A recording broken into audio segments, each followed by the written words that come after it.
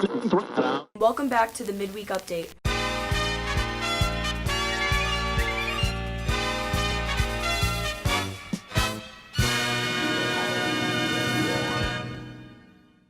Hey Mepham, we're here in week 8 of the coronavirus shutdown. This week, we are going to look back on the senior car parade and check in with Mepham art teacher, Ms. Desmond. This and more as we take a look at what's going on this week on Midweek Update. I'm Haley Hepworth. And I'm Riley Freed, and welcome back to the Midweek Update, the B&B show that brings you closer to the people and places in and around the Mepham community. Recently, we received the unfortunate news that we aren't going to be returning to Mepham High School this year. This means a lot of fun events had to be canceled, but the teachers and students are still trying to make the best of the situation. B&B's AJ Freed takes a look at last week's Senior Acceptance Day car parade. With the school year coming to an unexpected early end due to COVID-19, the class of 2020 will no longer be able to spend the rest of the year with friends or teachers. With this information, the Mepham faculty came up with the idea to have a senior parade in the parking lot. The seniors would drive to Mepham and were greeted by their teachers. I wish the seniors well. I wish them much joy and happiness in the future, and I'm so sad for them, but it's so nice seeing all their smiling faces, and I wish them lots of luck in the future. For me, seeing their faces when they turn the corner and they feel like they have lost so much this year, and then they see this, it makes me feel good that it's something to be happy about. Seeing everybody's faces, even seeing my colleagues, seeing the kids, seeing their parents, and celebrating, that they're done and they get to move on to bigger and better things.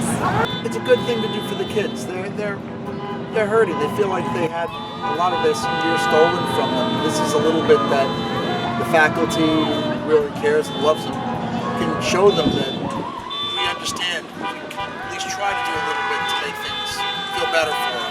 And looking at the reaction on a lot of these kids going by, you can tell they really appreciate it. So I'm glad I made it down here for this. Going through and seeing their teachers for the last time this year was a great feeling and memory to have.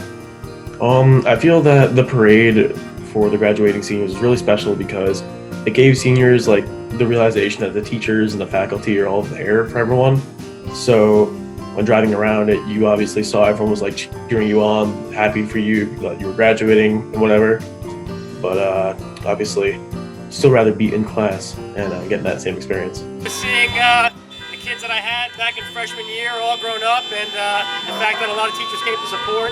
The fire truck is fantastic, so it's great. Everything that's here is just amazing right now. Even though these kids had their senior year cut short, they deserve to know how special they are, and they deserve to make the celebration the best one we can possibly give them. These are our kids, like we say it all the time. They really are our kids, and this is a sad thing that they're not going to be able to enjoy what we got to enjoy as kids, and I felt this is the best we can do to just show our support and love that we are here for them, and Celebrate these kids and all their accomplishments. We're so sad for them, but so happy at the same time. So it's nice to be able to see everybody. Us here at B&B would like to congratulate the class of 2020. We know you are all on to a great future. From B&B, I'm AJ Freed. Thanks, AJ. It's great to see that the school was still able to celebrate the seniors during this shutdown. Yeah, and speaking of fun events, there are still some going on. Make sure to stay tuned to the B&B YouTube channel for things like B&B game shows and St. Baldrick's. This Friday at 7, we are going to be having our second B&B live game show. But in the meantime, B&B's Michelle Spiller goes in depth on how this pandemic is impacting the local economy. The coronavirus pandemic has impacted many aspects of our daily lives, ranging from education to the economy to socializing. But many local businesses have been struggling to scrape through these hard times, which makes it even more important to support local businesses. Small businesses, I think that we should be supporting them as much as we can because they're going to be the ones struggling to start back up after the whole crisis is over. So anything we can do to buy from them rather than big corporations who have a ton of money already, I think is really helpful. COVID-19 has ravaged through the economy, as well as all the workers who help to support the economy. I know just this past week, 30 million people have filed for unemployment in the past 6 weeks, which is a record high. Even during the '08 recession, it had hit, I think, 2 or 3 million. So 30 million, it's unprecedented. And especially in our country where 64% of the workforce lives paycheck to paycheck, It's really, really sad. I know it's already had effects. I was talking, both my parents are teachers, so I was talking to them earlier this morning about it.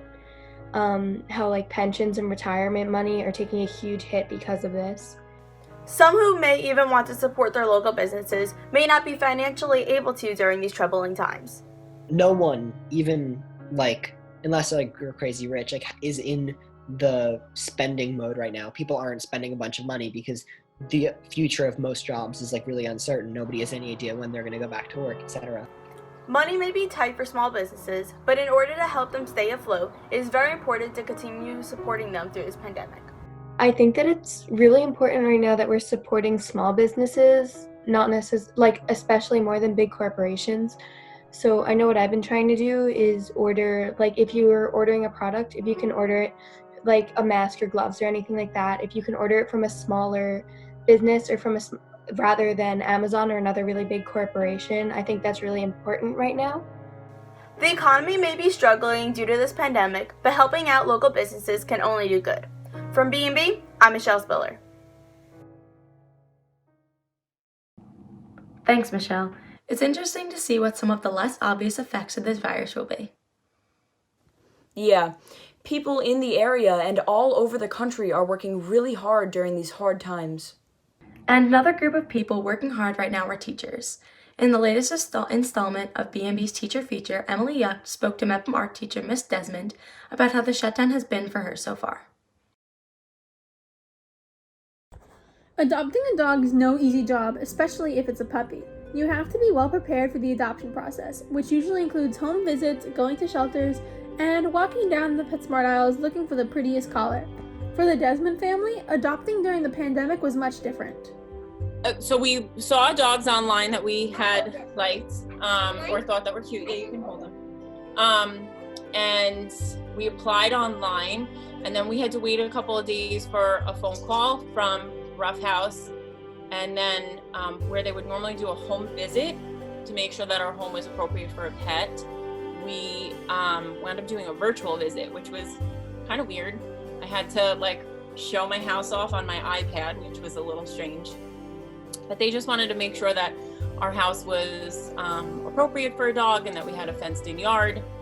And then they called us and said that we had an afternoon appointment, so we had to meet them on the street in Island Park, and we had to wait there. It was a little weird.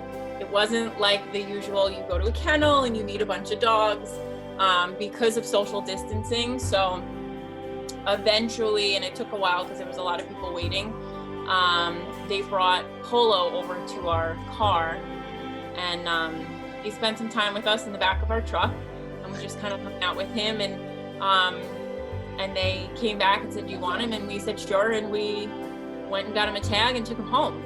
Adopting and training a puppy requires lots of time and patience, and everybody has plenty of that during quarantine. It's a little more work because he's a puppy, but it's been fun. It's been exciting. You know, I have a 2 and a 4-year-old. My daughter's 4, and they, really learn to play with him, and they're great at helping feed him, and we've added feeding and walking to our chore charts, so that's been nice. So it's kept us a little busy. Although coronavirus is spreading fast between people, pets are also a concern. According to the New York Times, 2 cats tested positive for the virus, as did a tiger at the Bronx Zoo.